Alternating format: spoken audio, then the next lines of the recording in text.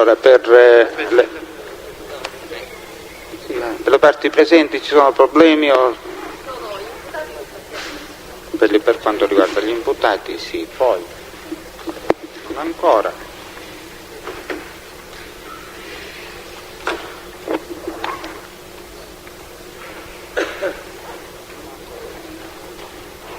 Se siamo pronti, diamo atto della presenza dell'avvocatessa Dionisi, dell'avvocato Gino Arcifa, dell'avvocato Carmelo Calì, l'avvocato De Maria, l'avvocatessa Ruggeri e l'avvocato Gianni No, l'avvocato Pogliese, l'avvocatessa Valenti, l'avvocato Amico, l'avvocato Franco Passanisi, l'avvocatessa Rizzo, l'avvocato Franco Russo e l'avvocato Giuffrida. L'avvocato Arcifa, difensore di ufficio per gli imputati che ne siano sforniti, e sostituisce anche i difensori assenti. Avevamo riservati di ascoltare le dichiarazioni di Caponnetto, se le vuole fare in questa sede.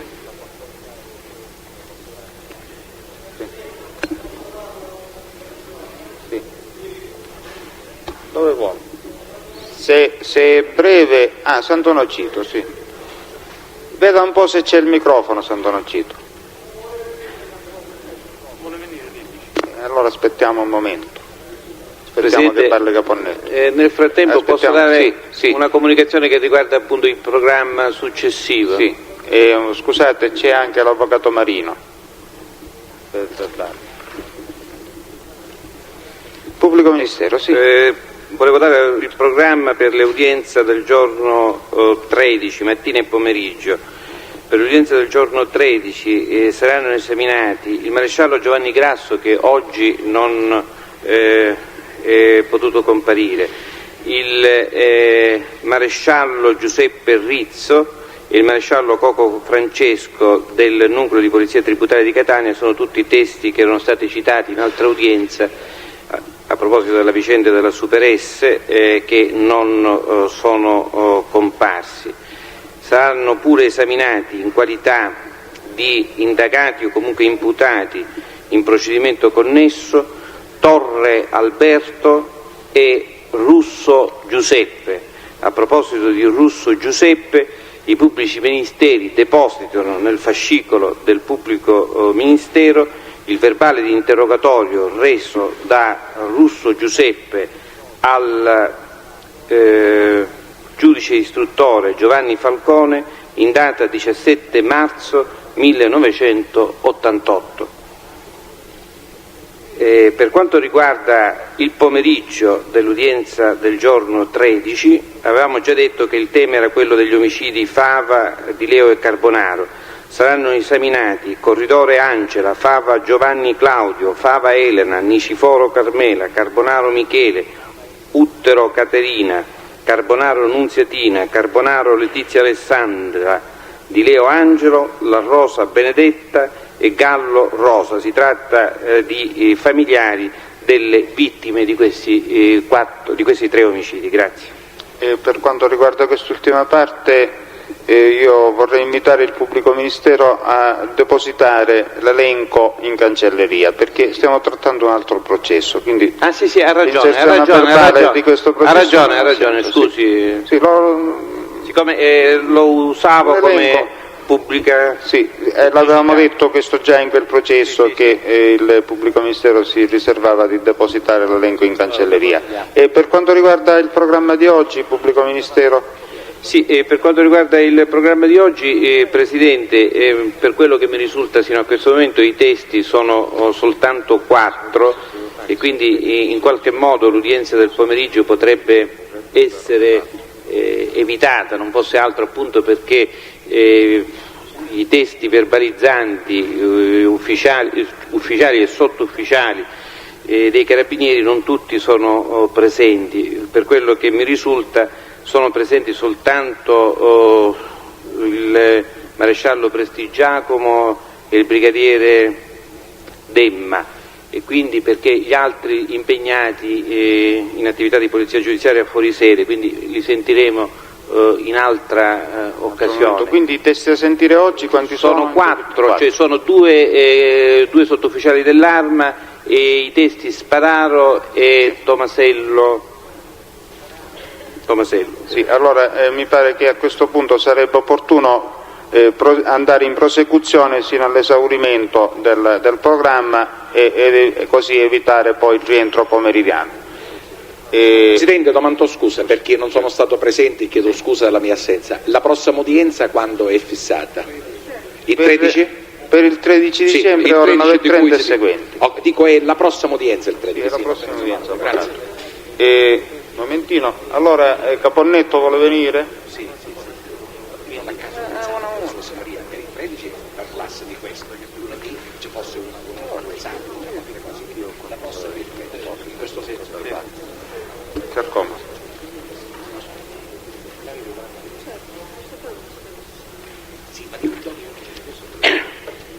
Posso? Certamente. Signor Presidente, sono e mi chiamo Anastasio Caponnetto. Sarò telegrafico per non sottrarre economia di tempo al dibattimento. Nel corso delle mie ultime dichiarazioni spontanee del 22 novembre avevo chiuso dicendo che tutte le volte che qualche testa a carico avesse riferito su cose che non corrispondono al vero, avrei chiesto a questa onorevole Corte di poter intervenire per difendermi. Ho sentito deporre i testi Ciancio Concettina, Ciancio Francesco e il signor De Tommasi. Giacché ognuno di loro, per proprio conto nel deporre, ha riferito delle inesattezze, sia sotto il profilo formale che sostanziale, in special modo ben il signor De Tommasi, per i passaggi più rilevanti, aspetto la fine delle deposizioni che riguardano la Superessi per fare un intervento unico. Signor Presidente, la ringrazio e ritorno al mio posto. Grazie. Sant'Onofrio. Se la scorta dovrebbe accompagnare qui Sant'Onofrio, per favore.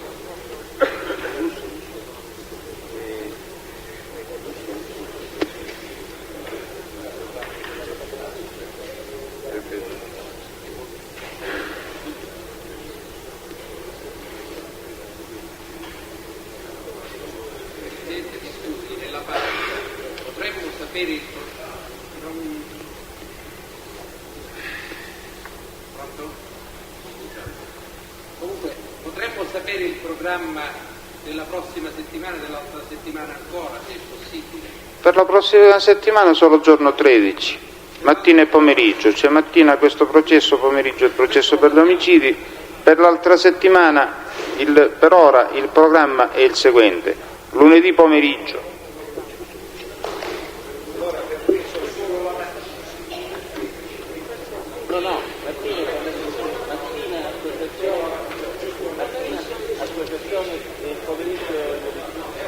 Allora, lunedì 18 pomeriggio. Mi pare che è 18, no? Ecco. Poi martedì 19 l'intera giornata, mercoledì 20 l'intera giornata, venerdì 22 la mattina.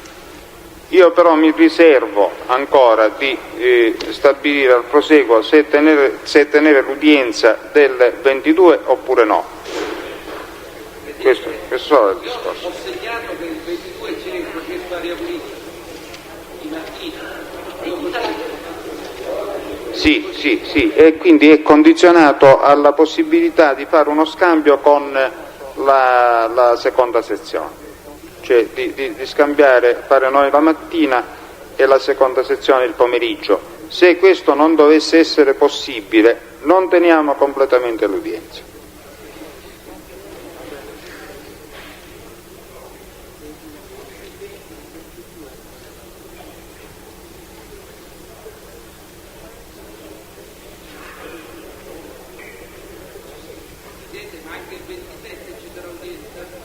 Il 27 ci sarà udienza l'intera giornata ed è l'unico giorno successivo, cioè si farà la mattina questo processo e il pomeriggio il processo per gli omicidi.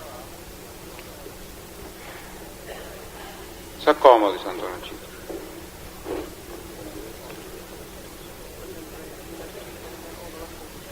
Per ora non ho sempre speso di una sezione sostituta.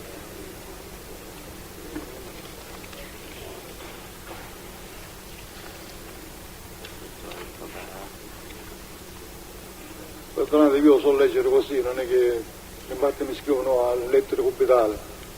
Si avvicina al microfono perché non la sentiamo bene. Caro papà, sono appena arrivata da Maurizio e visto che sta dormendo approfitto per scriverti di nuovo. Sono stato a casa per farmi una doccia e cambiarmi, ne avevo proprio bisogno. Non lascio mai Maurizio, gli sto vicino giorno e notte.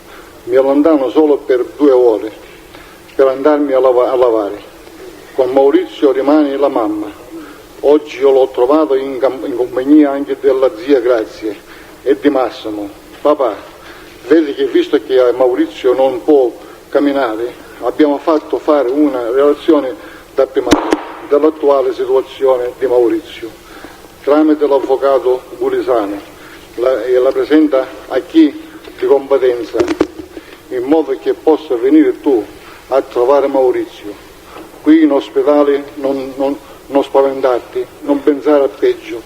Va bene, la zia Grazia mi ha detto dei tuoi pensieri verso di me.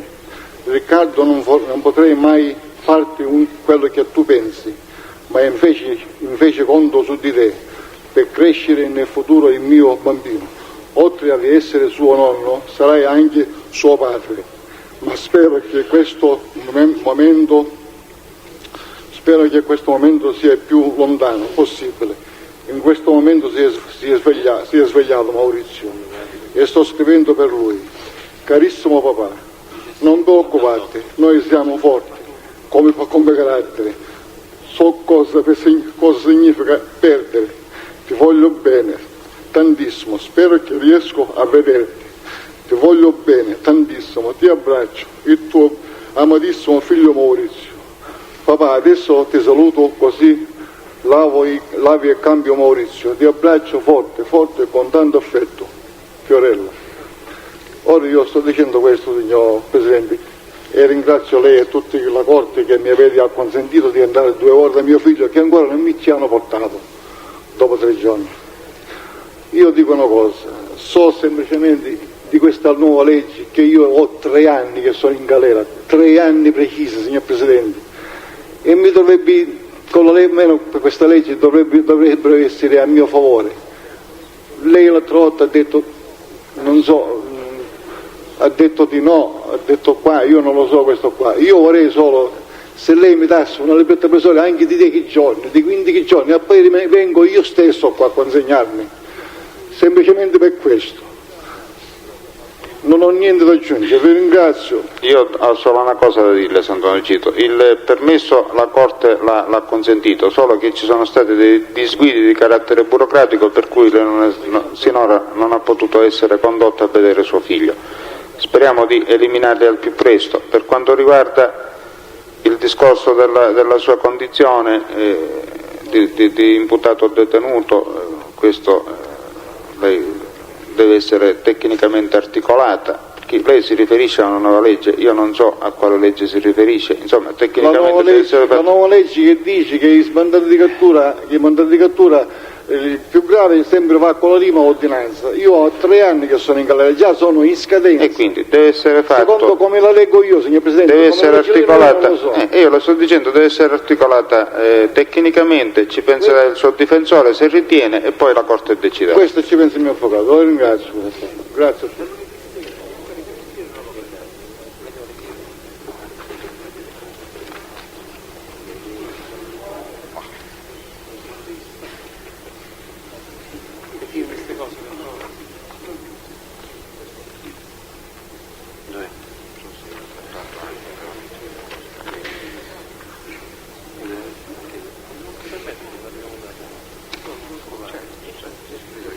Allora possiamo proseguire con l'istruttoria dibattimentale. Qual è il test che introduciamo? Chi è? Spadaro Alfio.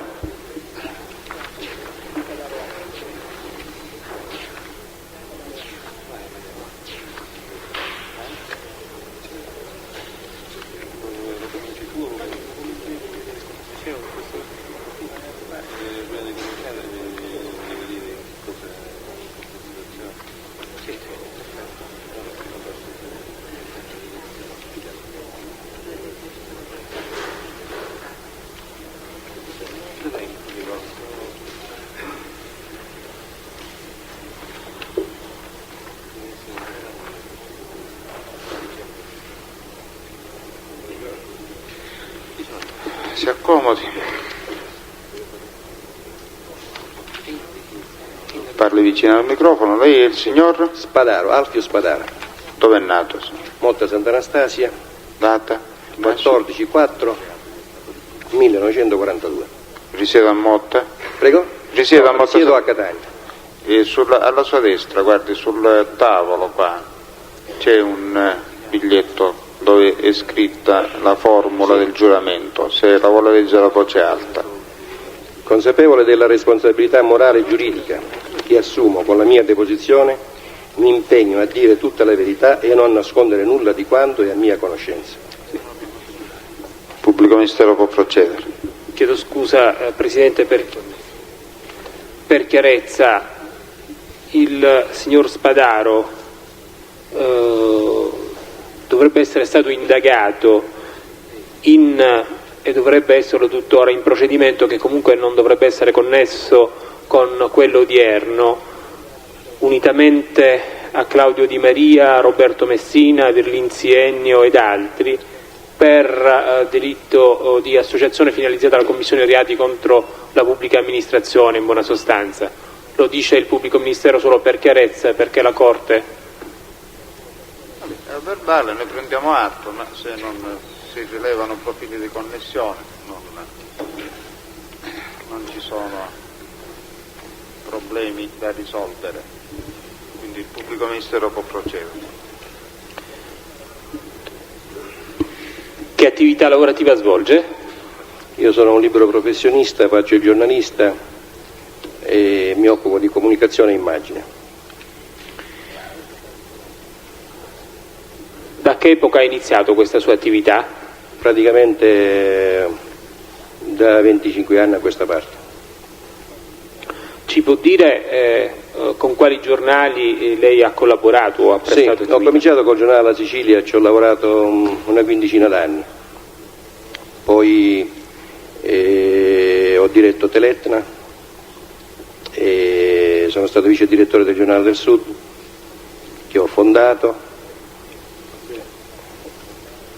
In che epoca, chiedo scusa? Prego? In che epoca ha fondato il Giornale del Sud? Ma alla fine degli anni 70, inizi 80, non mi ricordo esattamente la data perché le date non sono il mio forte.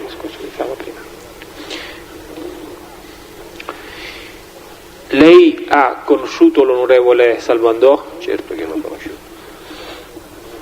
Che cosa c'entra?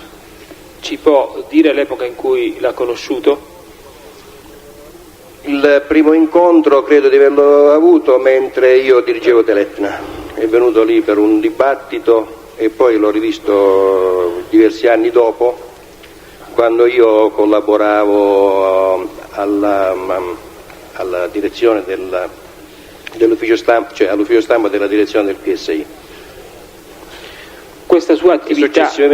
E successivamente, quando lui è stato ministro della difesa, io per un determinato periodo gli ho curato pure l'immagine. Allora, se un attimino collochiamo nel tempo, approssimativamente, chiaramente il primo incontro, quello quando lavorava per Teletna...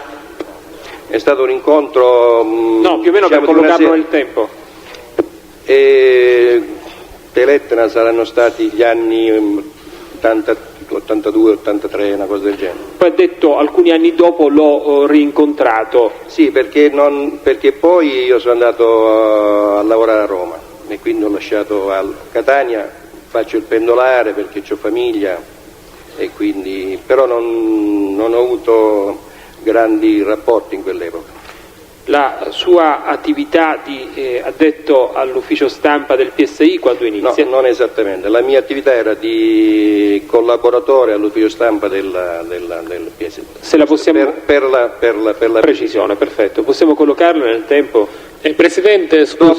Dopo l'85 così. Mi sfodare un attimo. Presidente, c'è opposizione. Queste domande del pubblico ministero, a parte che non vertono su quello che è l'articolato di prova sul quale è stato ammesso il signor Spadaro, hanno connessione precisa con quello che è l'imputazione che il signor Spadaro ha subito per il procedimento di cui il pubblico ministero ha fatto menzione, perché quel procedimento asseriva che il signor Spadaro aveva avuto degli incarichi dalla Regione in quanto collocato in un'area del Partito Socialista Italiano.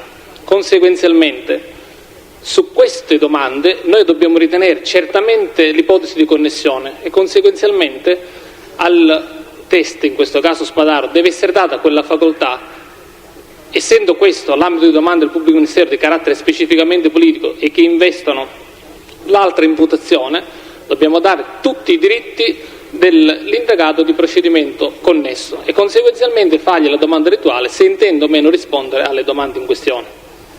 Avvocato, il suo nome per favore. Avvocato Salvatore Pappalardo. Però se l'avvocato potesse un attimino dare lettura dell'articolato, innanzitutto in modo da chiarire perché il pubblico ministero stava esplorando questi temi. Se ha davanti, ne posso dare... Lo può fare il pubblico ministero. Posso farlo io? Sì. Allora, il signor Spadaro doveva rispondere in ordine ai suoi rapporti con Caponnetto Anastasio e l'onorevole Salvandò, alle sue conoscenze in ordine alla vicenda della Super S di via Sgroppillo, al fax spedito agli uffici della Super S in data 8/7/91 indirizzato a lui stesso e destinato all'attenzione dell'onorevole Salvandò, al dirottamento dell'aereo a bordo del quale viaggiava l'onorevole Andò e alle cause di tale dirottamento, ai rapporti di affari della figlia Valeria con il Caponnetto, ai rapporti con il barone Francesco Ciancio e con tale Concettina Ciancio, alle trattative o attività prestate per l'acquisto delle società Copral e Nuova Etna Vini. Questo era l'articolato. Grazie, signor Pubblico Ministero. Allora, ribadisco, per quanto riguarda tutti i rapporti con l'onorevole Andò, siccome la vicenda è certamente connessa in quanto l'onorevole Andò, l'assessore Leanza, sono indagati a Palermo proprio per la concessione alle cooperative del Partito Socialista di fondi. Il signor Spadaro lo è stato per Catania per quanto riguarda i beneficiari. Conseguenzialmente vigono due procedimenti che sono certamente connessi proprio per quanto riguarda i rapporti che possono interferire lo Spadaro e l'Andò. Pertanto la mia posizione rimane ferma ed è proprio suffragata da quelle che sono state le dichiarazioni del pubblico ministero.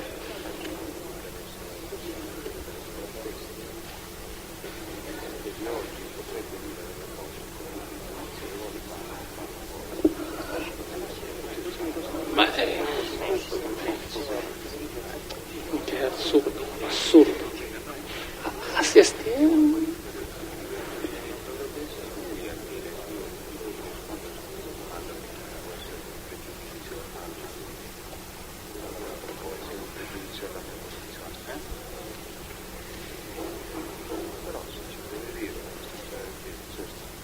Allora, si vuole ritirare un momento, signor Spadaro, di là nell'aula dei testimoni, la Corte si ritira.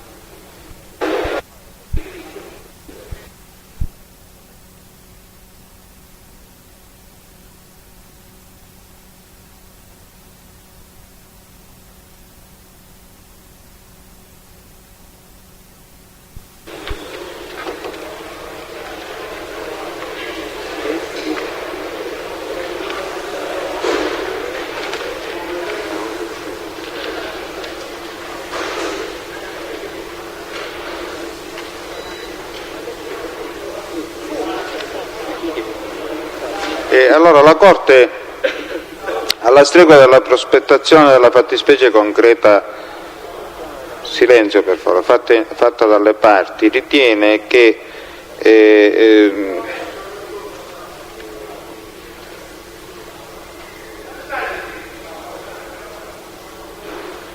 la fattispecie debba essere regolata dalla norma del comma 2 dell'articolo 371 lettera B, se la prova di un reato o una sua circostanza influisce sulla prova di un altro reato o un'altra circostanza, e in base al disposto dell'articolo 210 del codice di procedura penale il test, la persona da esaminare dovrebbe essere assistita dal difensore e con le facoltà che la legge gli consente.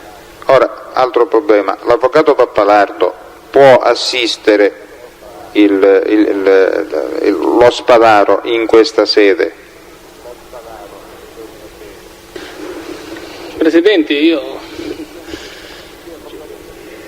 ritiene che sia compatibile la sua funzione? Io ritengo di sì. Non c'è interferenza con la posizione delle persone che lei assiste, degli imputati di questo processo che lei Con quelli assiste? che assisto io certamente no. Ritengo. Quindi può assistere Ritengo di sì. lo Spadaro. Vuole reintrodurre il signor Spadaro, per favore. Presidente, posso conferire un attimo con... Certamente. Si accomodi allora lei di là.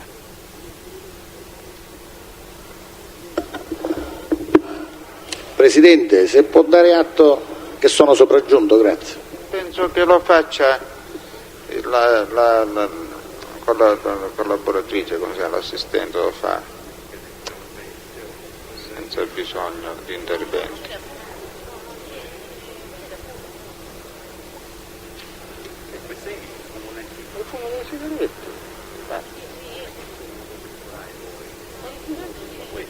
Mentre che non ci siamo, telefono tutti, pronto se pubblico e si crea. Dottoressa, mi scusi. Deve sapere all'incaricato che abbiamo bisogno di cambio d'aria, anche se ne pigliamo al raffreddore, c'è troppo fumo. Io intanto lo vedo.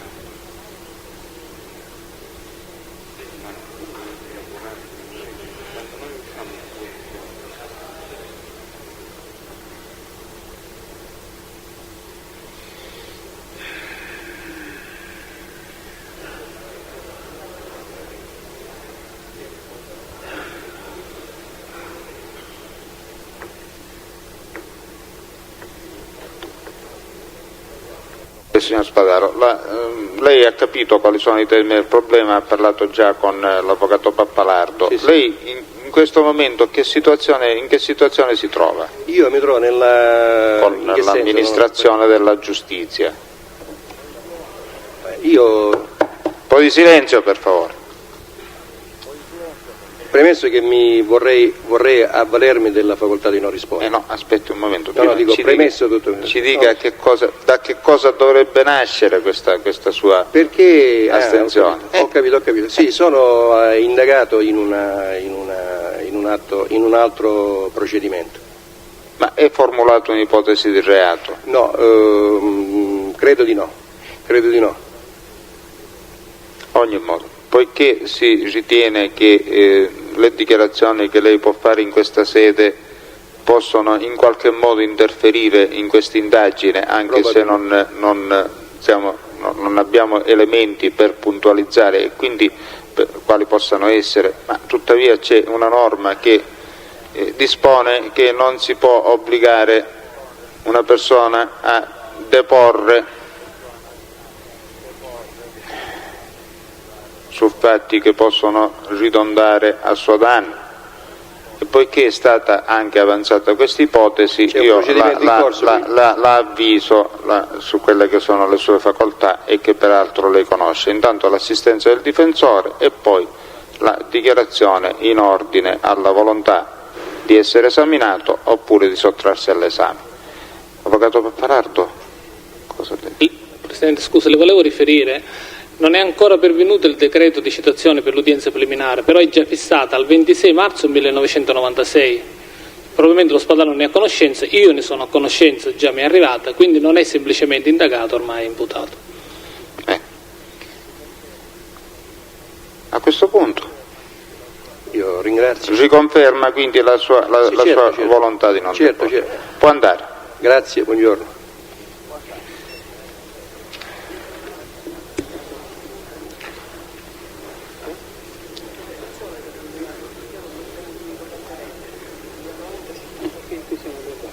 Ci respiriamo un po' di fumo. Signori imputati, scusi pubblico ministero, c'è un fatto che oggi non funziona per motivi di energia elettrica, non funziona l'impianto di ricondizionamento dell'aria, di ricircolo. Vi devo pregare cortesemente di astenervi dal fumare, perché e anche quando ci ritiriamo, quando la Corte si ritira, devo pregare tutte le persone presenti in aula di astenersi dal fumare, perché altrimenti poi, come sta succedendo in questo momento, ci respiriamo tutta l'aria pregna di fumo di tabacco. Grazie. Pubblico Ministero. Il Pubblico Ministero chiede l'acquisizione delle dichiarazioni rese dal signor Alfio Spadaro all'ufficio del pubblico ministero in data 25 gennaio 1994. Si ammette la produzione. Prossimo teste. Tomasello Giuseppina. Tomasello Giuseppina.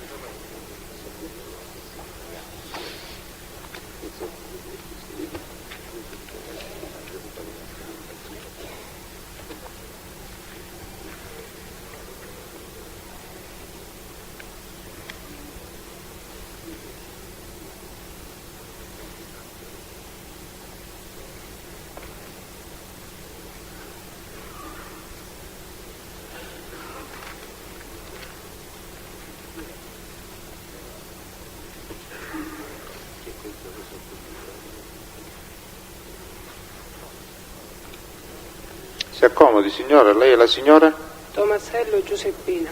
E il luogo e la data di nascita, per favore. Nata a Biancavilla il 20 maggio del 51. Risiede a Biancavilla, signora? Risiedo a Catania in via Carlo. Bene, così guardi su quel bigliettino sul banco, lì c'è la formula del giuramento. Lo prenda. E legga la formula a voce alta. Consapevole della responsabilità morale e giuridica che assumo con la mia deposizione, mi impegno a dire tutta la verità e a non nascondere nulla di quanto è a mia conoscenza. Adesso ascolti le domande del pubblico ministero. Signora Tomasello, lei che attività svolge? Di impiegata. Attualmente dove? E presso una ditta privata, impresa di pulizia. Più vicino al microfono. Deve parlare più forte perché non si sente nulla. No, basta che si avvicini proprio a contatto quasi. Presso la ditta... L'ultima risposta non è stata registrata. Sì. Vogliamo ripetere la domanda? Non è stata registrata? Sì, chiedevo che attività svolge. Di impiegata. Impiegata dove? Presso una ditta privata, una ditta di pulizia, impresa di pulizia. Ecco, in passato dove ha lavorato, signora? Prima di questo alla Super S. Alla? Super S, al supermercato Super S. In che periodo? Dal febbraio del 91 a settembre 92. Febbraio 91, settembre 92. 92. Dove era la sede del supermercato? In via Sgroppillo. In via Sgroppillo. Lei in via Sgroppillo il numero ricorda?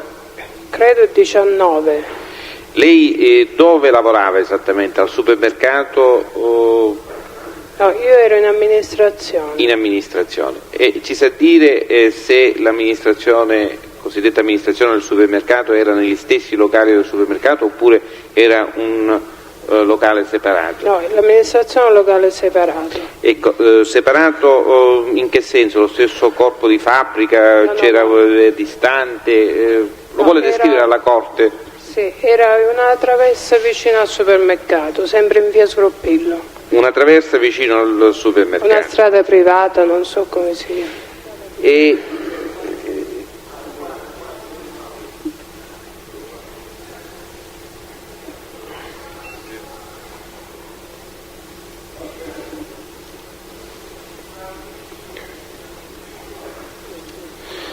Chiedo scusa. lei esattamente di che cosa si occupava all'interno dell'amministrazione? Io ero addetta ai pagamenti dei fornitori, quindi compilavo gli assegni per i fornitori. Per i fornitori, solo di questo si occupava? Sì, sì. C'è stato un periodo che la segretaria è stata in maternità e ho sostituito anche la segretaria. C'è stato un periodo? Che la segretaria era in maternità e ho sostituito anche la segretaria. La segretaria come si chiamava? Pepe Rosalba. E la signora Pepe Rosalba lavorava dove? Sempre nell'amministrazione? No, nel supermercato. Quindi c'è stato un periodo di tempo in cui lei ha lavorato nel supermercato. E la segretaria dove, cioè il locale in cui scusi, sta... mi scuso, per favore, ho chiesto di non fumare. Grazie. la segretaria che locale occupava all'interno del supermercato? Era un corridoio prima di entrare nella sala del supermercato. Mi scusi, c'è l'ingresso del supermercato? No, l'ingresso del supermercato, poi c'era un corridoio con una stanzetta piccolina. Quindi una stanzetta che si affacciava sul supermercato? Su questo corridoio. Su questo corridoio. E la stanza del signor Caponnetto? Era dopo questa stanzetta. Cioè erano contigue? Sì, però non comunicanti. Non comunicanti, cioè queste due stanzette erano contigue e si affacciavano su un corridoio che poi si ricongiungeva alla sala del supermercato. Sì. È così? Sì, sì. E in che periodo lei ha sostituito la segretaria? Il periodo preciso non è che me lo ricordi. Cioè durante tutto il periodo È stato il periodo della maternità. Cioè dopo il parto quindi della signora. Qualche mese prima e poi 2 mesi dopo, e 3 mesi dopo. Quindi rispetto all'intervento dei carabinieri settembre 92 già era rientrata la segretaria. E quanto tempo prima lei aveva? Mi ricordo il periodo preciso, me lo ricordo, qualche mese credo, non mi ricordo.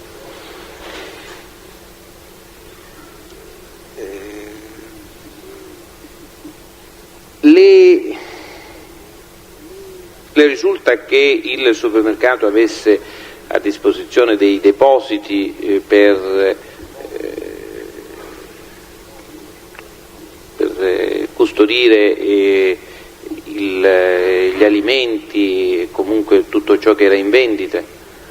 So che avevano degli altri locali, però io non c'ero mai stata perché non... Sì, ma sa dove erano ubicati questi locali? In via Olimpiadi, credo. In via Olimpiadi. E oltre quello di via Olimpiadi, di viale delle Olimpiadi, vi era qualche altro deposito? Per mia conoscenza no. Per sua conoscenza? Dico. Io non mi risulta perché, ripeto, ero sempre chiusa lì a fare assegni. In effetti lei ha reso sul punto delle dichiarazioni il giorno 8 ottobre 1992, signora, quindi ha indicato un altro deposito. E quale deposito? Era via Olimpiadi, il deposito del supermercato. E poi quello che si lì al supermercato stesso. Lei, signora, sa quando c'è stato l'intervento dei carabinieri, dove sono intervenuti i carabinieri? Ma io mi trovavo in amministrazione. Ecco, ma l'ha saputo dove sono intervenuti i carabinieri? Ma al supermercato, io so che sono intervenuta al supermercato. In quale deposito sono intervenuti oltre che sul supermercato? Al deposito di via Olimpiadi. Le risulta che c'era un deposito in via Marchesana ad Aci Sant'Antonio? No. Mai sentito nominare questi. Ora le farò una contestazione, signora. Lei sa le chiavi del deposito di via delle Olimpiadi? E io le chiedo anche di quest'altro locale che lei non ha mai sentito chi li aveva, chi li custodiva. C'era l'amministratore, quindi io di queste cose non mi sono mai interessata. Signora, lei ovviamente ha prestato giuramento e sì, le è stato ricordato. Lei non sa chi teneva queste chiavi? C'era l'amministratore, ripeto. L'amministratore chi? Il dottore Caponnetto, quindi non è che ero io. Ecco,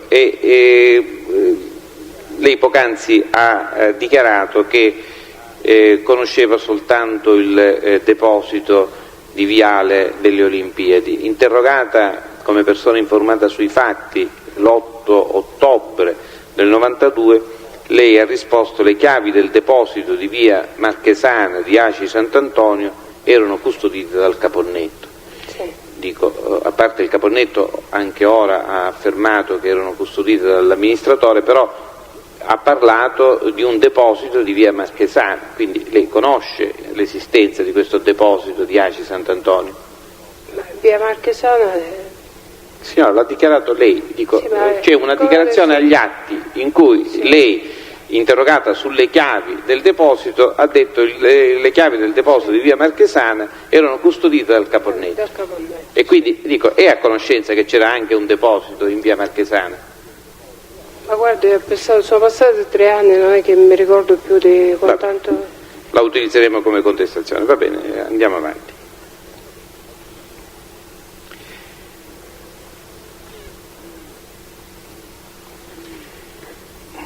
Lei conosce il signor Mirenna? Sì, l'ho conosciuto. Quando lo ha conosciuto? Perché gli ultimi mesi, prima che fosse chiuso il supermercato, si interessava a lui di contattare i fornitori. Questo poco tempo prima o molto tempo prima dell'intervento dei carabinieri? Ma ricordo, a quanto ricordo io, dall'estate, prima dell'intervento. Dall'estate del 92. Dall'estate del 92. Chi è che si occupava della contabilità dell'azienda? Della contabilità il dottore Musumeci. Lei ha detto che ha lavorato dal febbraio 91, se non ricordo male. E in questo periodo in cui lei ha prestato lavoro alla Super S è stato sempre il dottor Musumeci a occuparsi della contabilità? Sì. Cioè in questo periodo... Con l'aiuto di un altro ragioniere. Con l'aiuto di un altro ragioniere. E chi era quell'altro ragioniere? Che poi andò via Villari, un certo Come? Villari. Che poi andò via prima di... E come si chiamava? Villari. Se ricordo bene il nome. Lei ricorda se c'erano altri ragionieri che hanno lasciato la Super S in quel periodo? No.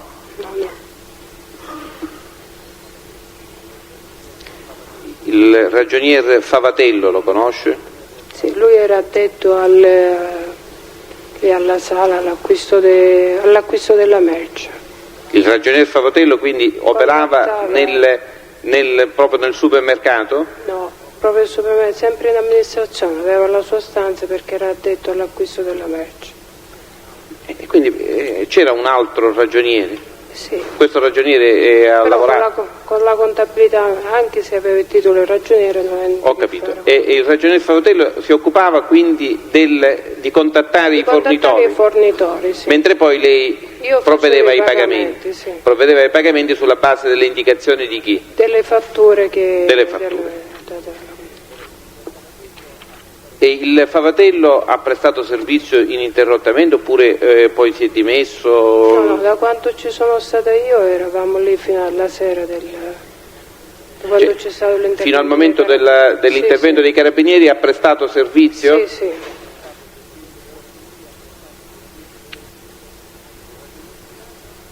Il ragionier Sinatra? Lo conosce? Sinatra no.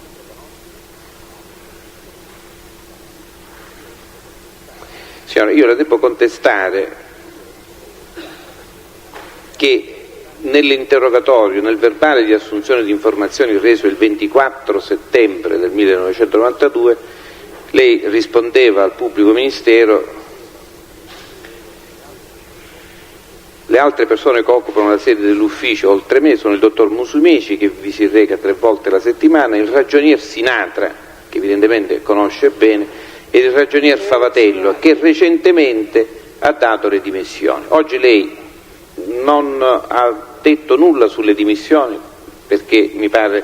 Ma io non ero addetta all'amministrazione. Dico, queste sono dichiarazioni che ha reso lei, signora, al pubblico ministero, che certamente non sapeva nulla di queste cose prima che lei le riferisse. Quindi oggi non ricorda nulla sulle dimissioni del Favatello, ma dichiara di non conoscere neppure il ragionier Sinatra, che viceversa aveva indicato come una delle persone che occupavano... Devo premettere che sono passati 3 anni e che non è che io mi ricordo bene, anche perché ero stato... Ora che il pubblico ministero le ha ricordato questo nome che ha fatto lei, il ragionier Sinatra, se lo ricorda oppure no? Ancora no.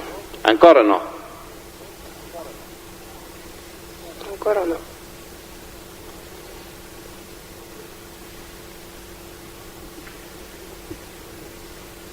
Non se lo ricordo. Anche perché dopo la morte di mio padre, che era avvenuta prima, io ho dei vuoti di memoria, quindi non non me lo ricordo completamente.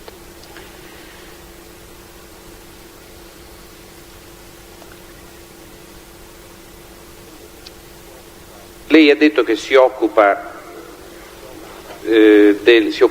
del pagamento dei fornitori sulla base delle fatture Sì. che venivano poste alla sua attenzione. Sì.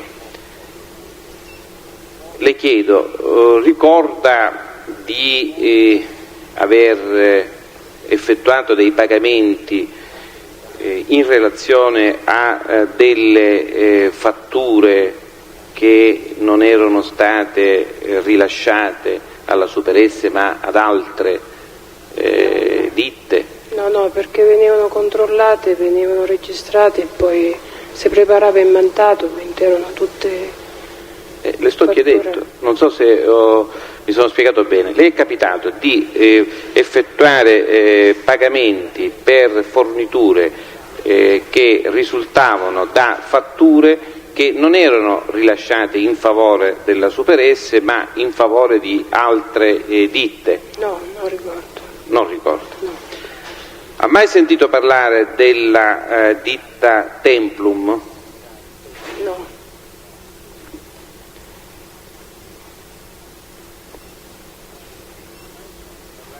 Ha mai sentito parlare della ditta Arti Grafiche? Era il tipografo arte grafica. Sì. Sì. E della ditta Templum? No, la ditta Templum no.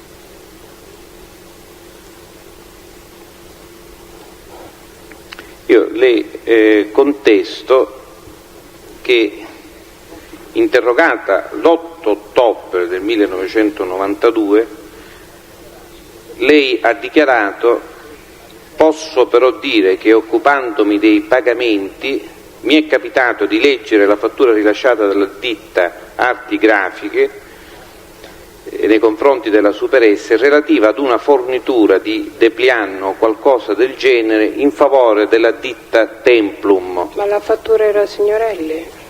Ecco. E questa la parte che lei corregge quanto le ha chiesto il pubblico ministero, però rimane il fatto che della ditta Templum lei poc'anzi mi ha detto che non ricordava nulla. Non ricordavo questo particolare della fattura Signorelli, perché era Signorelli la fattura. Ecco, quindi se la ricorda ora questo fatto, questa circostanza o no? Non la memorizzo più. Non la memorizza più. Lei ha sentito parlare o ha conosciuto la signora Maria Ercolano? No.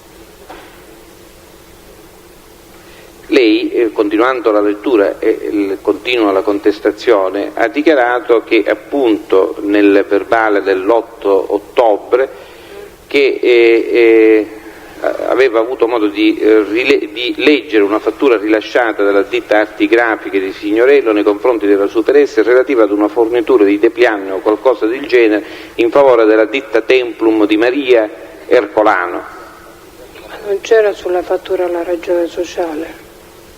Poi non mi ricordo, ripeto. Signora, queste sono dichiarazioni.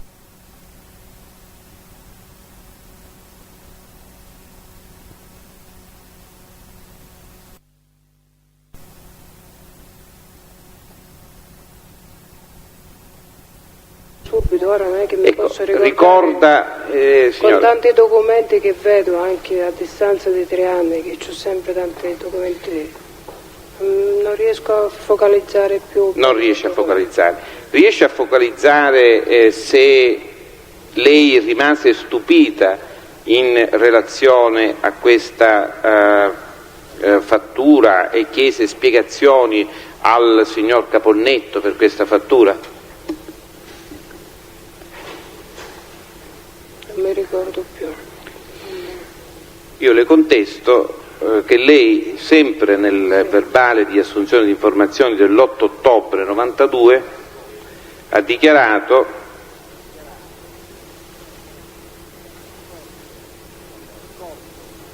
ricordo che la cosa, cioè il fatto di aver visto questa fattura relativa a una fornitura di dépliant per la Templum. Ricordo che la cosa mi stupì e chiesi al caponnetto se dovevamo provvedere al pagamento di tale fattura. Lo stesso mi disse che dovevamo pagare tale fattura. Non mi ricordo più questi particolari. Non ricordo. Assolutamente. Ma non ricordo adesso, sulla base della lettura che le ho fatto, continua a non ricordarli? Non ricordo, ripeto, non riesco a focalizzare il momento quanto l'ho visto e come gliel'ho chiesto.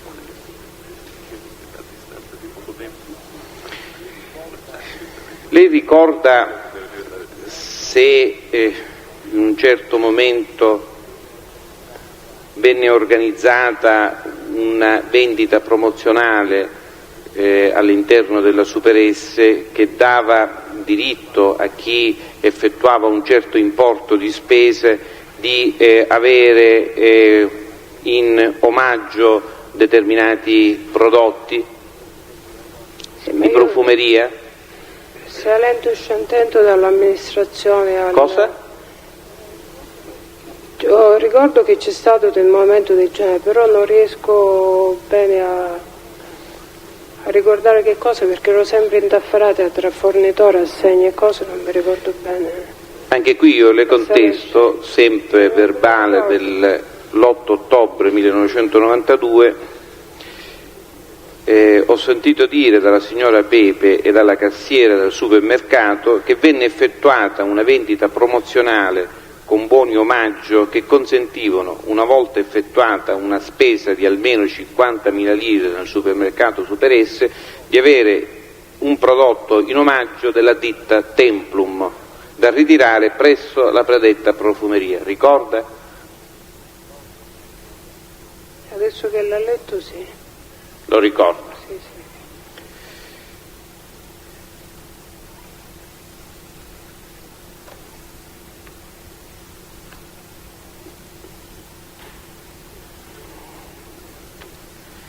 Signora, lei ha dichiarato che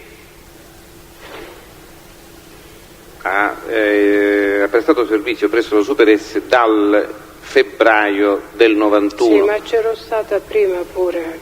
Ecco, c'era stata prima quando? Prima che morisse mio padre, che è stato dall'ottobre... Parli forte, signora. Dall'88 fino a che poi ho dato le dimissioni in agosto dell'89.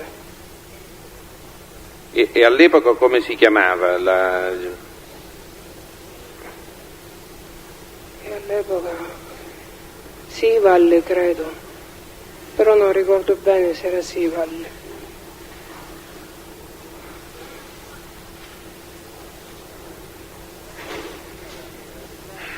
Signora, tra le persone che ha avuto modo di vedere nel periodo in cui prestava servizio alla Super S, o comunque nel particolare periodo in cui lavorava diciamo al supermercato, sia pure nell'ufficio che abbiamo appena descritto, ha avuto modo di conoscere qualche persona che si intratteneva, di cui ovviamente conosce il cognome e il nome, e che si intratteneva a parlare con il signor Caponnetto? No. In particolare, lei conosce il signor Rapisarda Salvatore? No, no. Io stavo in amministrazione, in quella stanzetta lì, che fra l'altro... Signora, lei in sede di verbale di assunzione di informazioni, allorché le fu mostrata una foto, tra i personaggi di questa foto ha riconosciuto una persona di cui ha fatto il cognome, indicandola come una persona che veniva spesso a trovare il dottor Caponnetto e forniva anche il cognome di questa persona. Ma forse allora che era vicino al fatto. Allora? Quando mi ha interrogato allora che era successo subito il fatto, ma ora non mi ricordo. Ecco, si tratta dell'interrogatorio, si tratta dell'interrogatorio del verbale di assunzione di informazioni del 24 settembre 1992. Lei, dopo averlo individuato, dice: si tratta di un giovane che veniva spesso a trovare il dottor Caponnetto, il suo cognome è Rapisarda.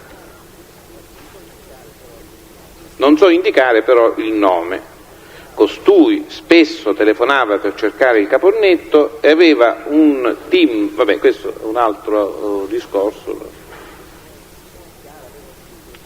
Lei dichiara aveva un timbro di voce forte e autoritario, quindi dà delle specificazioni precise che sembrano mal conciliarsi con il suo cattivo ricordo di questo momento. Se rivedo l'immagine riesco a memorizzarlo, ma non lo ricordo. Cioè non mi ricordo nemmeno la fisionomia, perché ho cercato, ho avuto una parte dell'esperienza ho cercato di rimuovere un po' tutto, non mi ricordo. Signora, lei aveva poco da rimuovere perché non aveva nessuna responsabilità, sì, quindi non credo che avesse cose da rimuovere. Certo. Dico, lei dà, lasciamo stare tutti gli altri particolari, dà indicazione di una persona di cui fornisce il cognome, la indica come una persona che frequentava il Caponnetto, di una persona che spesso telefonava e addirittura sa indicare il timbro della voce, il che significa che era lei a prendere il telefono o comunque ad assistere ad alcune conversazioni. Certo. Le dico il cognome, non ricorda neppure il cognome, non ricorda nulla di questa persona. Se mi fa vedere la foto può darsi che lo ricordo, ma così non riesco, ripeto, Presidente, mi dà la a parola ricordare appena. la figura. Posso avere la parola, Presidente, prima della prossima domanda? Pubblico Ministero, col permesso del Pubblico Ministero. Prego. Presidente, la Testa ha accennato ad un trauma subito a seguito della morte del padre. Mi pare evidente che nel corso dell'esame abbia palesi difficoltà, ma proprio dettate, credo, quasi da un'incapacità a rendere testimonianza, come persona non più in grado di rievocare fatti che probabilmente avrà pure rievocato in altra sede. Mi pare che forse l'esame, prima di proseguire l'esame, la Corte con i poteri d'ufficio potrebbe, ove non lo ritenesse ictu oculi, potrebbe disponga un accertamento sull'idoneità Avvocato. Ma pubblico ministero, ma mi creda. Va bene. La sua osservazione è verbale, basta, proseguiamo. Il Pubblico Ministero è autorizzato a proseguire.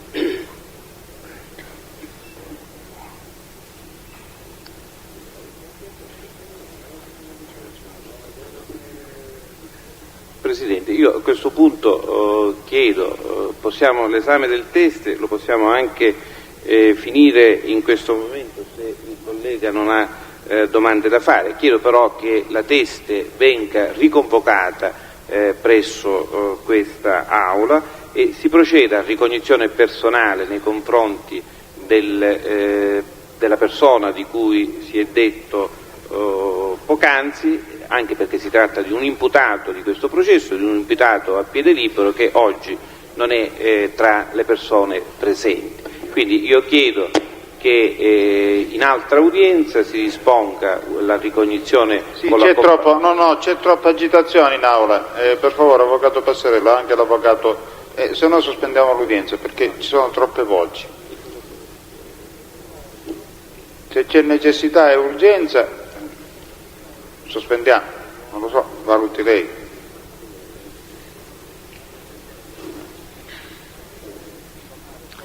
Dovrebbe ritornare solo per questo atto alla Teste? Sì.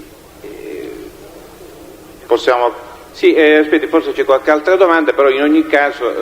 vorrei concludere, se è possibile, l'esame e il controesame. Allora. Signora, vi erano cassaforti allocate negli uffici della Super S? Nell'amministrazione dove conservavo gli assegni, i carnet degli assegni. C'era una sola cassaforte che lei sappia? Ce n'era una piccolina e l'altra che avevano messa grande ma che non ho mai avuto le chiavi. Ci può dire dove era allocata quella piccolina? Nella prima stanza a destra. E quella piccolina era quella che utilizzava lei? Sì. E le chiavi della cassaforte chi le teneva, signora? Una ce l'avevo io e una il dottore Caponnetto. Mentre le parlavo di un'altra cassaforte, dove era sistemata, signora? Nell'ultima stanza vicino alla sala delle riunioni. Vicino alla sala riunioni? Sì. E questa cassaforte, le chiavi di questa cassaforte chi le teneva? Di quella grande non lo so. Come? Della cassaforte grande non lo so. Va bene.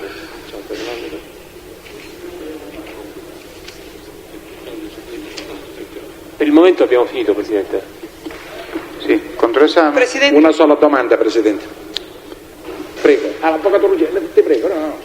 Non avevo sentito e veduto, quindi... Allora, una sola domanda. Che titolo di studio ha lei, signore? Diploma magistrale. Quando l'ha conseguito?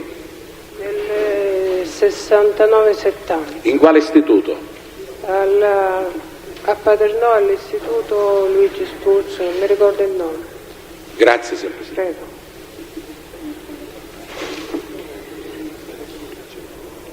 Allora, avvocato Anna Ruggeri. Signora Tomasello, nell'anno 92 le erano state assegnate una parte delle ferie dal 30 luglio fino al 13 agosto?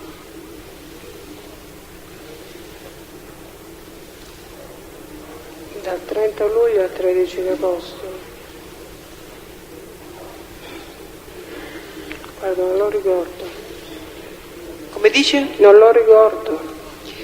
Col permesso della Corte vorrei mostrare alla testa un prospetto di ferie relative a quell'anno, se lo riconosce. Faccio vedere prima al pubblico ministero? Scusi, formulato da chi?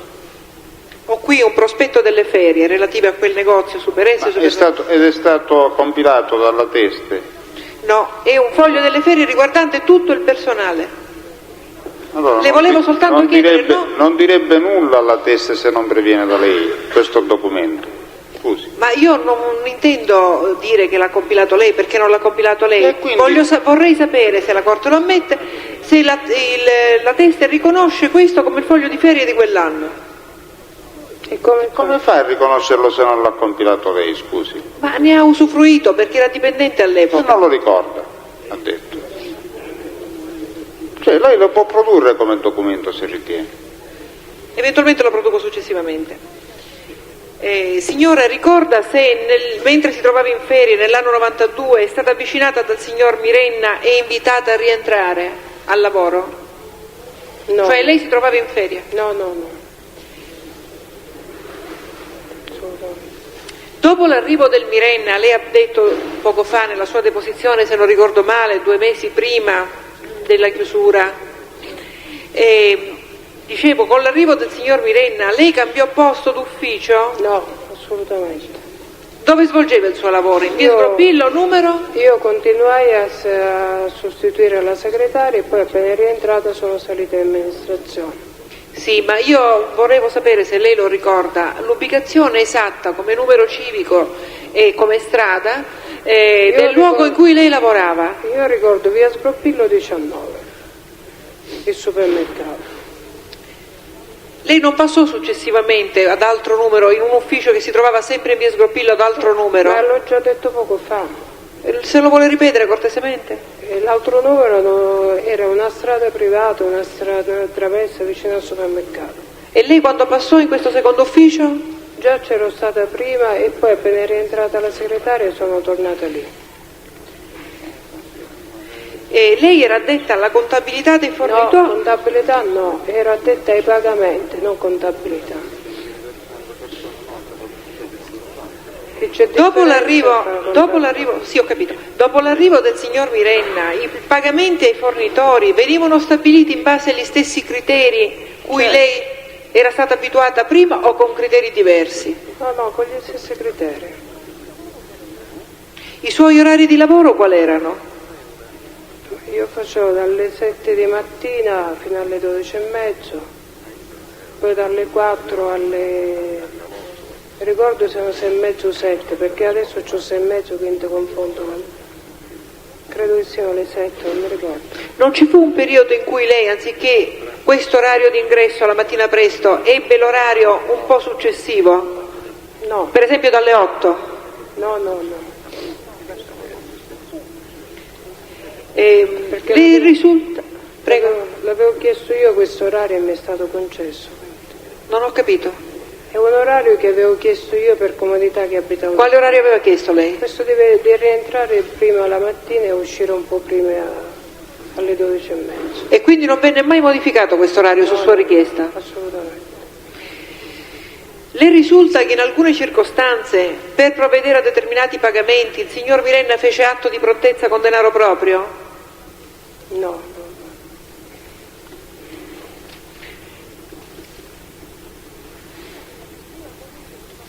Prima lei è al corrente che 4 negozi della Super S vennero ceduti in un determinato periodo? Ma io non ero solo addetta ai pagamenti. Sì, ma non le sto chiedendo notizie di questo. Lei sa che ciò è avvenuto?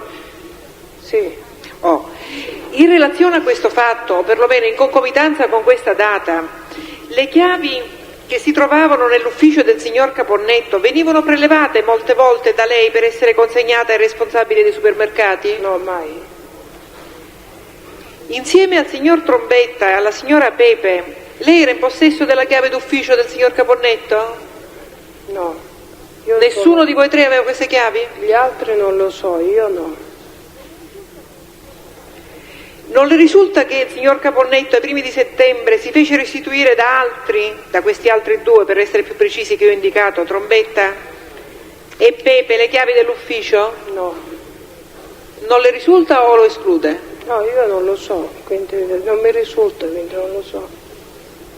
Normalmente il signor Caponnetto svolgeva il suo lavoro nell'ufficio sito al numero 17 o in altri luoghi? Il numero 17 via Sgroppillo o in altri uffici? No, sempre lì, era in via Sgroppillo. Sempre via Sgroppillo.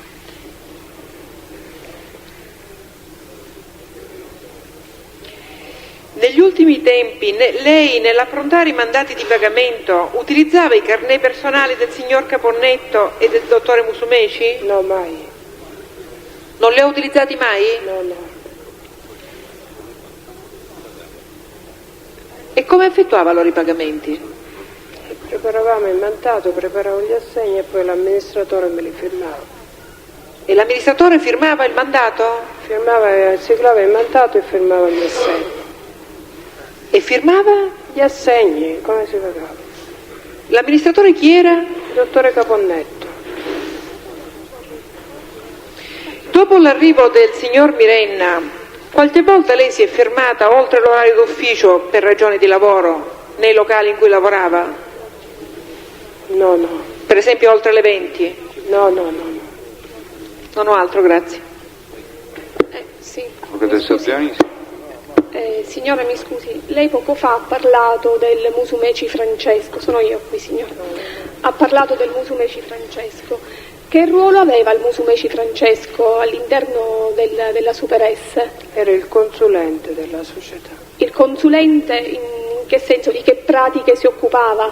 Dei bilanci, di queste cose qua. Dei bilanci di queste cose. E da solo erano pratiche fiscali?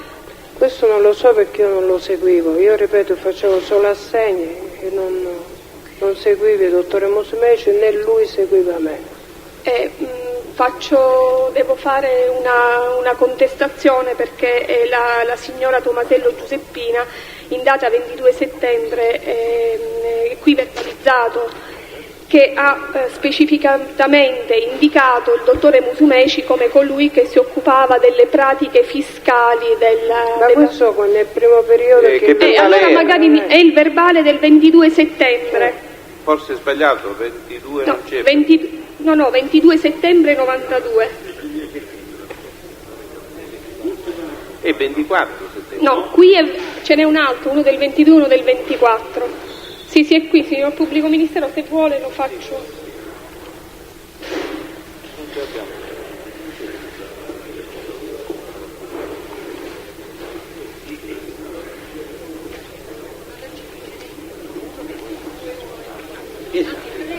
Quindi è quello, bravo. Lo vediamo da qui.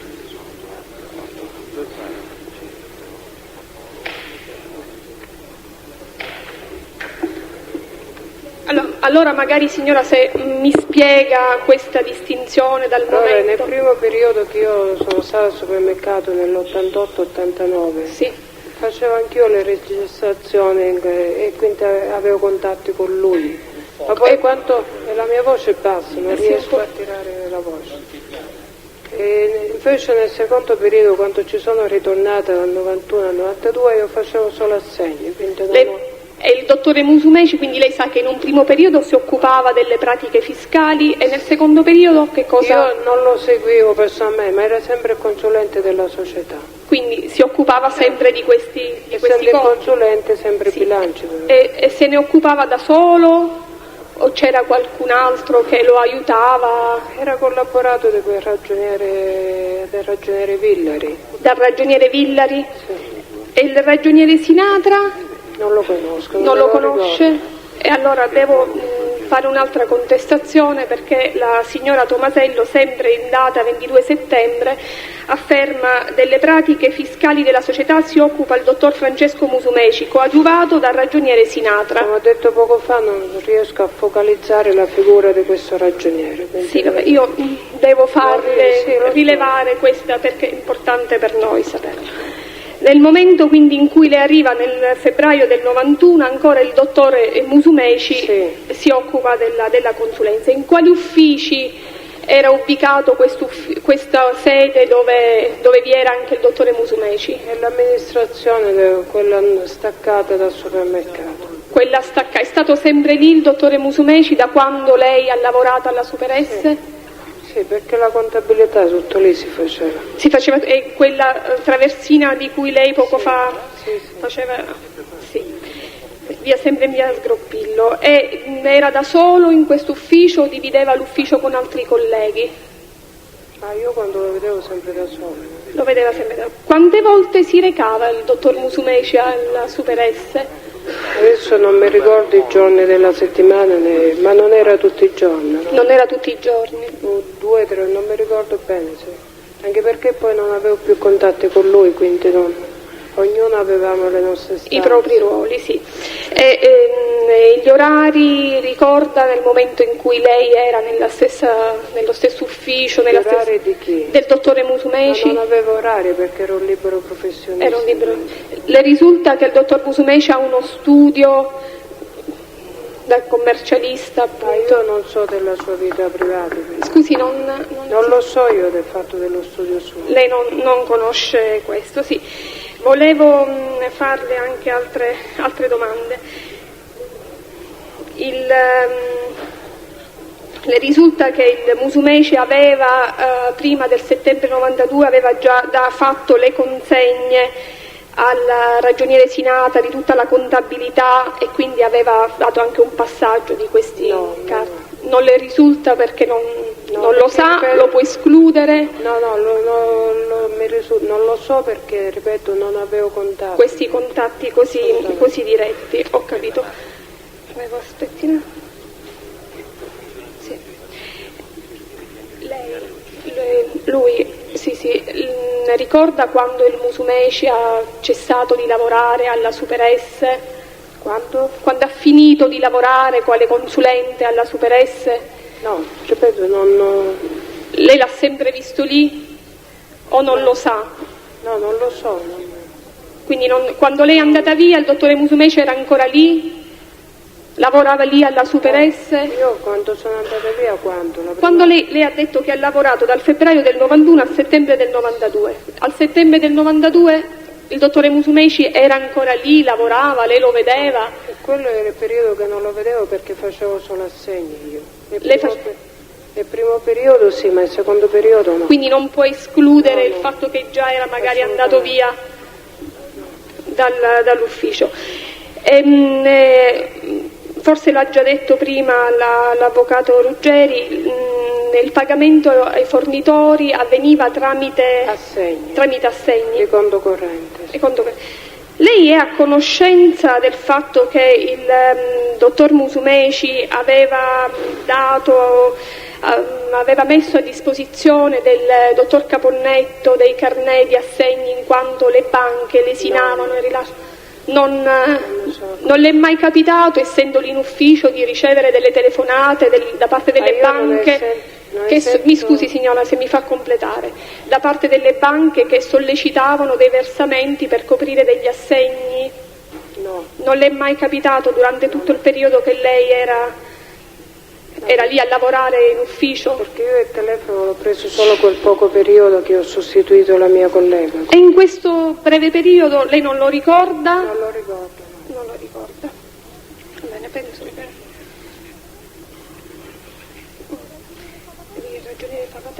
Il ragioniere Favatello si trovava nella stessa amministrazione insieme al dottor Musumeci? Insieme, ognuno aveva il suo compito. Sì, no, dico, io sto parlando materialmente, si trovavano tutti nello stesso ufficio, lavoravano lì? Nello stesso ufficio ma stanze separate. In stanze separate.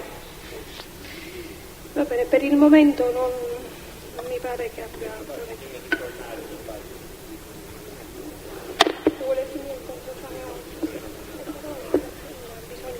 C'è ancora un avvocato.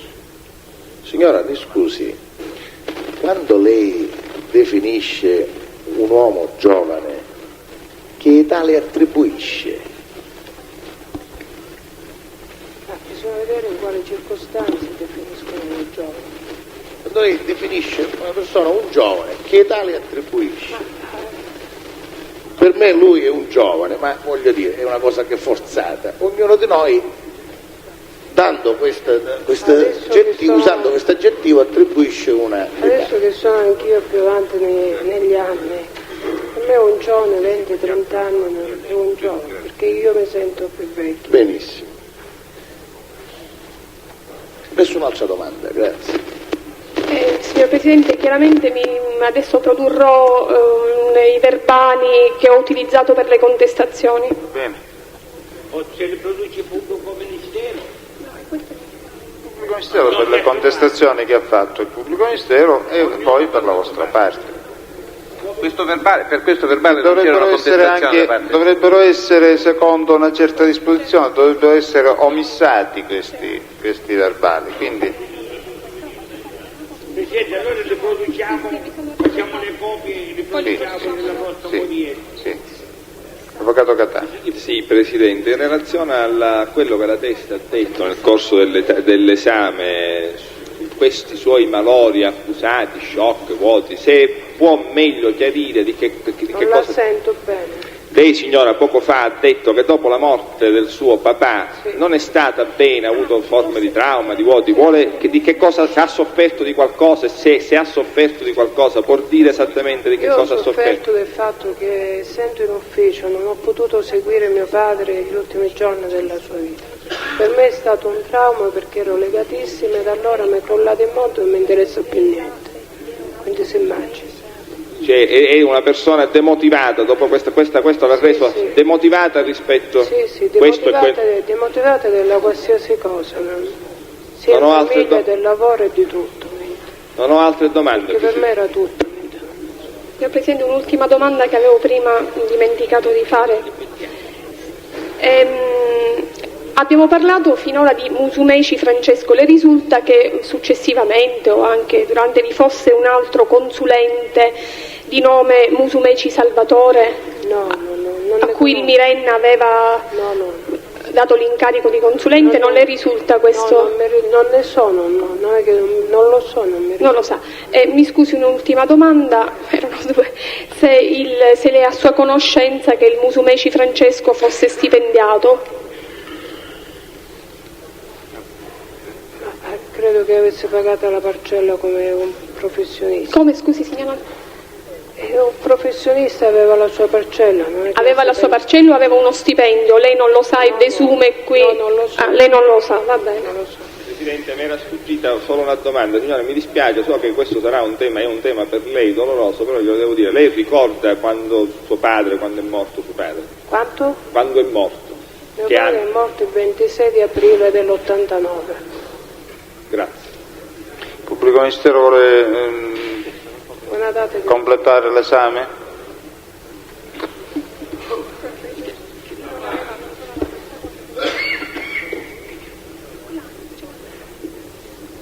Signora, lei ricorda quali funzioni esercitava all'interno del supermercato il signor Di Bella Marco? Era il direttore di sala, il direttore se si può chiamare comunque. Direttore di sala, quali erano i suoi compiti al di là del nome, della qualifica, diciamo? Di fatto che cosa faceva? A volte anche lui aveva dei rapporti con i fornitori, però in genere controllava la sala. Controllava la sala e cosa significa? Controllava i clienti che non rubassero o controllava se il supermercato era sfornito di prodotti che di cui bisognava approvvigionare il supermercato? Faceva l'uno e l'altro. L'uno e l'altro.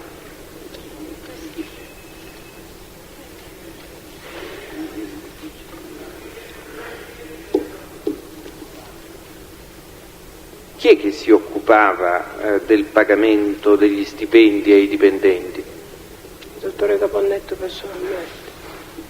Era il dottor Caponnetto? Sì.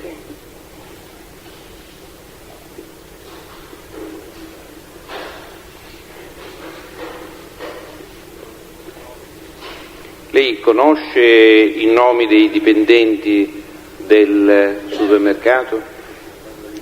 Qualcuna di vista, ma i nomi no, perché non avevo contatti con loro. Ha mai conosciuto tale signor Fichera? No.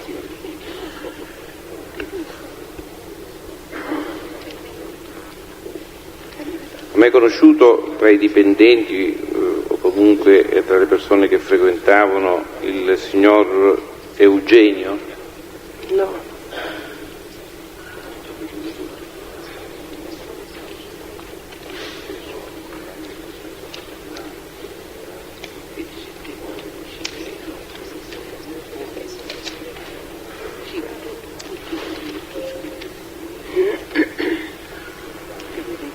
Signor Eugenio Studiale, lo conosce?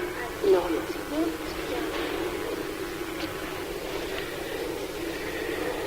Lei, interrogata il 22 settembre del 92, anche questa è un'altra contestazione, lei dice effettivamente dopo l'arrivo dei carabinieri all'interno di questa sede ho telefonato al signor Mirenna, il quale mi ha chiesto se c'era novità, ho risposto che nella chiave vi erano dei signori in compagnia del signor Eugenio.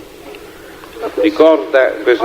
Ora questo sì, me lo ricordo perché eravamo insieme quella sera. Parli più forte visto che c'è qualcuno che parla e non Ora ci che fa ha fatto sentire. il nome, me lo ricordo perché eravamo insieme in amministrazione sopra. E cioè che cosa ricorda di questo signore? Che quando sono venuti i carabinieri stavamo insieme nella stessa sala d'ingresso lì ad aspettare che ci interrogaste. Ma questo signore, a parte di averlo, a prescindere dal fatto di averlo visto mentre dovevate essere sentiti dai carabinieri, ha avuto modo di vederlo prima di quell'occasione? Era sempre a volte in compagnia del signor Mirenna. Era in compagnia del signor Mirenna. Ma in che periodo? Sempre un paio di mesi prima della chiusura del supermercato. Ecco,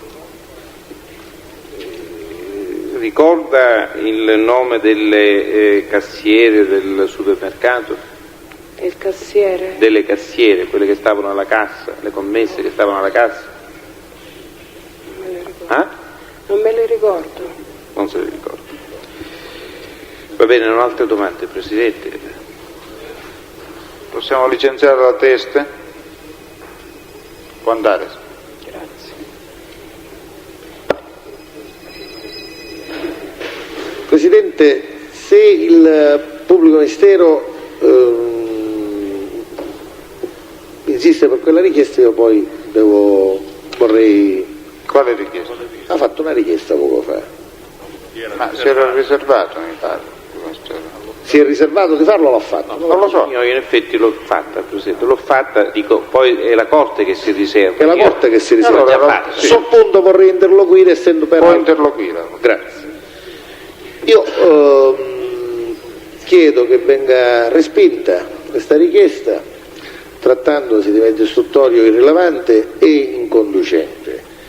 Peraltro nel verbale, che credo che ormai sia transitato negli atti del processo, se non vado errato,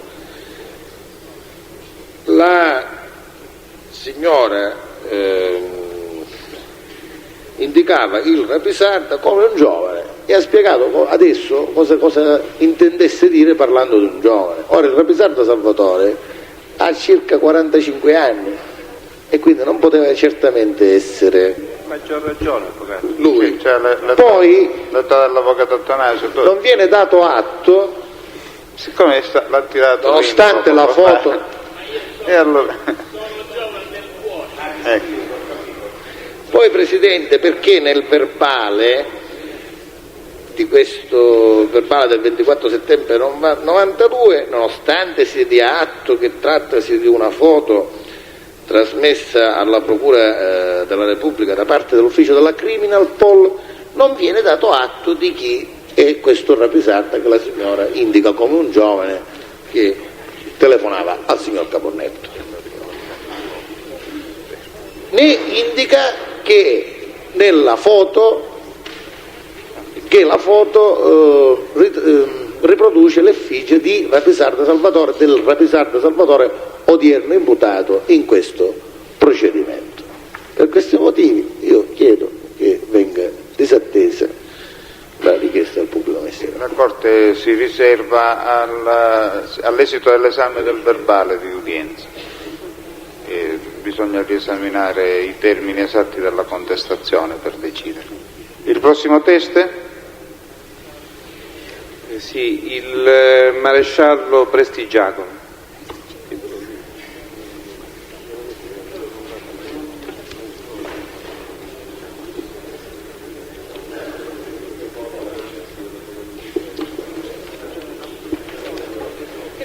Signor Presidente, le chiedo scusa.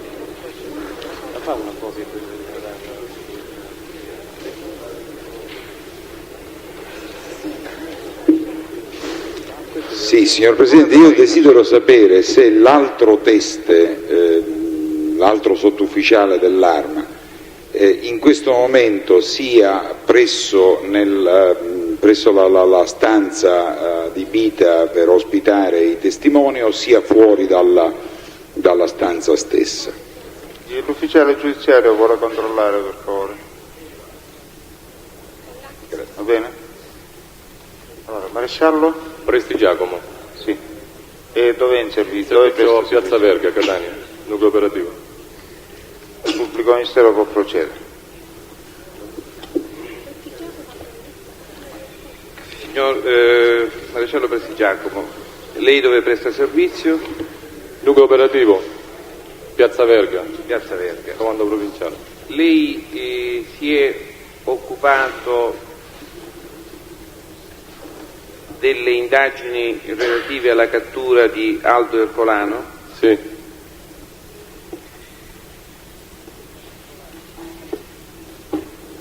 In particolare ci dica chi fu scusi, il pubblico ministero, avevo davanti, mi è sfuggito, maresciallo, non le dispiace, dovrebbe leggere la dichiarazione di assunzione di responsabilità in ordine alla testimonianza. Consapevole della responsabilità morale e giuridica che assumo con la mia deposizione, mi impegno a dire tutta la verità e a non nascondere nulla di quanto è mia conoscenza. Allora dovrebbe ricominciare il pubblico ministero, se non mi dispiace. Quindi il signor Ercolano in compagnia di chi è stato poi fermato a Desenzano del Garda? In compagnia di Arcidiacono, Tringale e Marsiglione Francesco, unitamente alle proprie consorti e figli. Ma sono stati fermati anche le mogli e i figli? No, fermati no, le mogli no. Sulla base di quale indagini era stato individuato, anzi le chiedo una domanda preliminare, il Marsiglione e il Tringali erano stati pedinati sin da Catania? Sì signore, o meglio, preciso, il Marsiglione sì, invece il Tringale ci siamo accorti della presenza del Tringale alla Mezzia Terme, presenza questa che poi accertammo a Desenzano, perché inizialmente nei pressi delle Mezzia Terme non sapevamo che a bordo di quella macchina ci fosse il Tringale. Ci faccia capire come avevate accertato la partenza del Marsiglione da Catania. Sì, praticamente all'inizio cioè alla fine del 93, inizio 94, su disposizione del comandante del nucleo operativo abbiamo intrapreso questa attività per individuare appunto il latitante allora Ercolano Aldo, per cui si iniziò un servizio di intercettazione diciamo telefonica sulle utenze appunto dei parenti del signor Ercolano. Successivamente su dichiarazione di un collaboratore di giustizia, Viola, si disse che che per poter per agevolare diciamo, il lavoro per la cattura diciamo, di Ercolano ci consigliava di attenzionare il Marsiglione Francesco, tesi questa valorata anche da un fermo di polizia che fu eseguito nel 92 in cui il Marsiglione fu controllato unitamente a certo Battaglia Santo, e da lì si iniziò pure l'intercettazione sui familiari del Marsiglione, in particolare sul fratello Marcello, poiché il Marsiglione Francesco non risultava intestatario di utenza telefonica. Poi in base a quella intercettazione che fu fatta sul fratello riuscimmo a scoprire l'utenza in uso a Marsiglione Francesco ed era intestata a una certa Mazzeo Maria. Quest'utenza fu messa sotto controllo e da lì capimmo poche settimane prima che diciamo, si accingessero a fare un viaggio al nord Italia, capimmo appunto che la famiglia Marsiglione si stava organizzando appunto per fare questo viaggio e che comunque omettevano di dire la località e con chi si dovevano incontrare. Non ho sentito, mi scusi. Sì. Capimmo dai telefoni che la famiglia Marsiglione, o meglio il Marsiglione Francesco, si stava organizzando per fare un viaggio, una vacanza. Mi ricordo che era la Pasqua del 94, appunto per le vacanze diciamo pasquali a Nord Italia, omettendo però di dire con chi e dove la località. Ho capito. Un passo indietro, sì. Voi carabinieri vi siete occupati dell'attività investigativa di riscontro alle dichiarazioni di Viola Francesco? Come nucleo operativo sì, non come io personalmente no.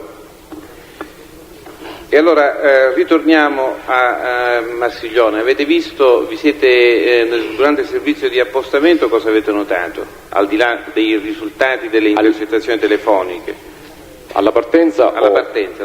Alla partenza, siccome poi alla fine, diciamo 2 giorni prima, si riuscì a capire che il Marsiglione si doveva recare a Desenzano del Garda. Dalle intercettazioni appunto si capiva che doveva andare a Desenzano e si capì pure, perché lo dissero diciamo in qualche modo chiaramente, il giorno della partenza, per cui fu predisposto un servizio nei pressi dell'abitazione del Marsiglione Francesco. Lo stesso fu visto uscire di casa con la moglie, con i figli a bordo di un fuoristrada. Questo movimento, l'uscita diciamo, del Marsiglione su questa macchina ci fu segnalato dai colleghi, per cui predisponemmo un servizio a Villa San Giovanni per vedere appunto transitare questa autovettura. E infatti lì poi agganciammo, diciamo così, come si dice in gergo, questa autovettura e la pedinammo. Che autovettura era? Era una Mitsubishi Pajero, un fuoristrada, targato Catania. Questa macchina praticamente l'abbiamo pedinata per tutto il tragitto diciamo, fino a Genova aeroporto, notando però che alla Mezzia Terme un'altra autovettura, una Fiat Tempra Station Wagon di colore amaranto, la tallonava, praticamente erano assieme. L'abbiamo capito perché la macchina di dietro, mettendo il segnalatore di direzione, segnalava a quella davanti che doveva comunque fermarsi sul prossimo autogrill, e così capimmo che erano assieme. E in effetti dalle Mezze Terme in poi abbiamo notato che fino a Genova Aeroporto, l'uscita di Genova Aeroporto, erano assieme. A Genova Aeroporto, poiché non eravamo conoscitori, diciamo, della città di Genova, abbiamo preferito non seguirle, anche perché sapevamo comunque la destinazione, per cui ce ne andammo direttamente a Desenzano, e lì abbiamo fatto alcuni servizi di appostamento e notammo appunto l'ingresso di questa autovettura accompagnata di queste due autovetture, ossia il fuoristrada, la Fiat Tempra, seguita da un'altra autovettura, una Passat Station Wagon, targate Terni tutte e due. E abbiamo visto che faceva un ingresso all'Hotel International di Desenzano. Entrano dentro l'hotel tutte queste macchine. Poi la sera, continua oppure... Sì, certo, la sera verso le 20 o poco prima organizzammo un servizio di appiattamento nei pressi di questo hotel e notammo che la famiglia Marsiglione, unitamente ad altre coppie, in totale sono 4 coppie con 7 bambini, uscirono da questo hotel e andarono a passeggiare, diciamo, sulla zona pedonale di Desenzano. Qui furono anche pedinati, diciamo così, a distanza, e furono visti entrare all'interno di un locale, di un ristorante, a che abbiamo aspettato la loro uscita e le abbiamo pedinate fino all'hotel, e poi il servizio, diciamo, dopo un po' è stato sospeso e fu ripreso l'indomani mattina. L'indomani mattina? L'indomani mattina. La mattina successiva abbiamo continuato a fare questo servizio di appiattamento, di osservazione, e dal momento in cui si è visto che tutti gli occupanti delle autovetture erano a bordo, il capitano Spirito ordinò di bloccarli. E lì su una di queste auto abbiamo trovato, prendeva posto Albert Colano. E su quale auto in particolare? Sulla Fiat Tempra targata Terni color amaranto. E avete fatto accertamenti su questa Fiat Tempra? Sì, praticamente era stata presa a noleggio a Catania, se non ricordo male, presso la Maggiora. Riscontrammo pure che la suddetta autovettura era stata, pagata, o comunque era stata esibita la carta di credito di tale Cupri Alfonso, ossia cognato del Marsiglione. Mi faccia capire,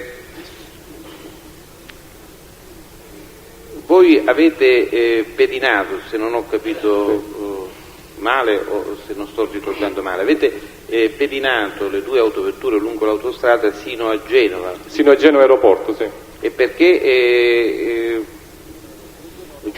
non avete poi proseguito verso Genova? Dentro Genova no, non siamo entrati, perché a parte che non conosciamo bene la città, e secondariamente non volevamo rischiare, non volevamo compromettere l'esito del servizio, perché praticamente sapevamo comunque già la destinazione. Eravate in prossimità dell'aeroporto oppure? No, proprio allo svincolo Genova Aeroporto abbiamo abbandonato il pedinamento. E sull'autovettura lei ha parlato di una terza autovettura? Di una terza autovettura. Questa terza autovettura ricorda esito di indagini? Se avete fatto degli accertamenti su chi l'aveva presa in noleggio?